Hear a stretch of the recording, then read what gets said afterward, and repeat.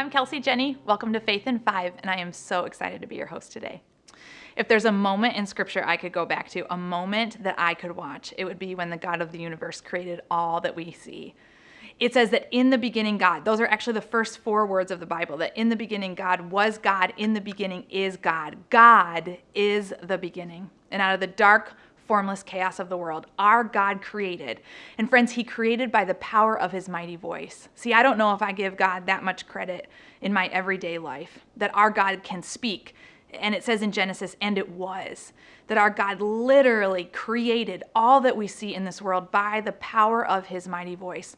Our God is so creative and he is strong. Our God is so powerful. Our God can speak, and it is. And when I think about watching our God create, gosh, what that must have been like, that the God of the universe said, I'd love for there to be grass, and what? There's grass and it's green and he loves it. And then he said, how about an ocean? What? And the ocean's blue and it's so beautiful. And how about a sun? What? And some flowers. What? And a tree. What? That the God of the universe, it says, for 6 days spoke, and it was, that he just kind of, what? Yeah.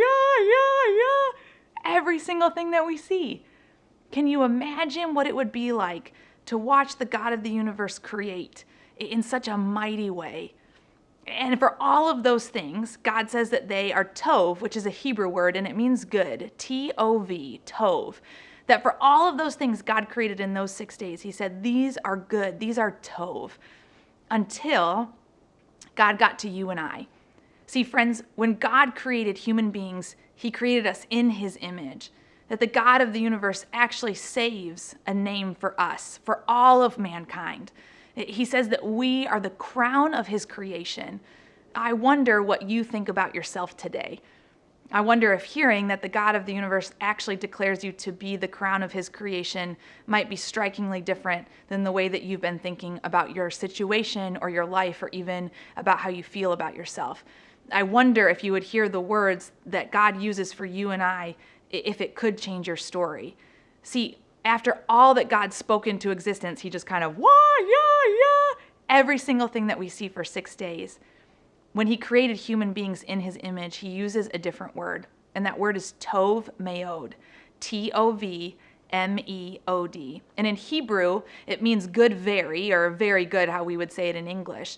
But the way that I want to embody and live and believe tov meod is that you and I are actually the best of the very, very best that God has ever made. You are tov meod, regardless of how you feel about yourself.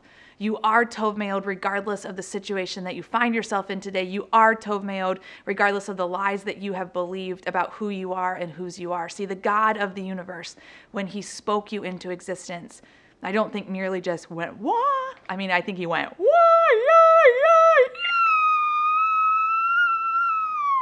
I think he wowed himself like crazy for you and for me. That every single moment, every single day of our lives, the God of the universe is whispering, you are the best of the very, very best I have ever made. You are tov meod. And that's a fact, it's not a feeling. Friends, you are declared by the voice of God to be very good, to be the best of the very, very best that he has ever made. And that's actually not in comparison to anyone else around you. It's not in comparison to the person that you can't stand, or the person that you love the most, or the person that you want to be like. It's actually true about all human beings.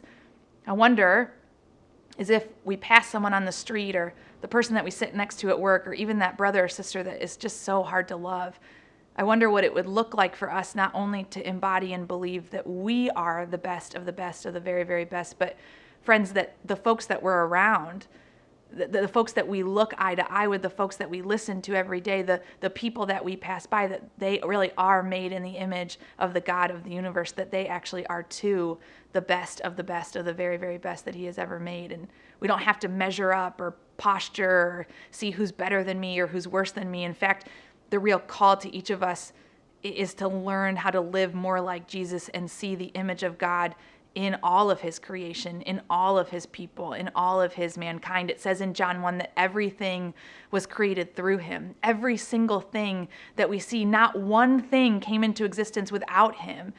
Not one thing came into existence without him, which I think I really want to believe and know then the image of God that's in each human being, but I also want to know that for myself. that I would live and breathe, that I would move boldly in this world because of who God says I am and who he declares me to be by his mighty voice. If the God of the universe can wah a mountain into existence that stands 14,000 feet high, the God of the universe can speak to my own heart and soul.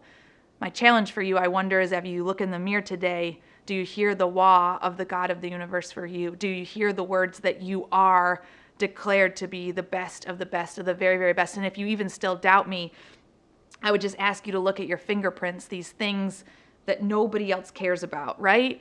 But they're uniquely designed to you. Friends, why would we ever think that we were designed or created to be a random amount of atoms sent to earth to live a meaningless life? These tiny fingerprints only prove to me that the God of the universe has so much more to reveal about my heart and my character, about the way that I feel and think and move, that is uniquely designed in his image. You are Tov Meod, the best of the very, very best. And that is true about you, and it's true about me, because the God of the universe says it is, and it is.